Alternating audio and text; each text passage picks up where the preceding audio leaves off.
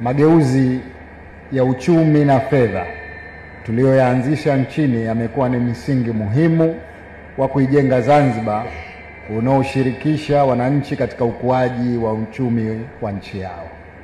Tulianza kwa kuweka misingi ya sera madhubuti, mifumo ya kisasa na usimamizi makini wa fedha za umma.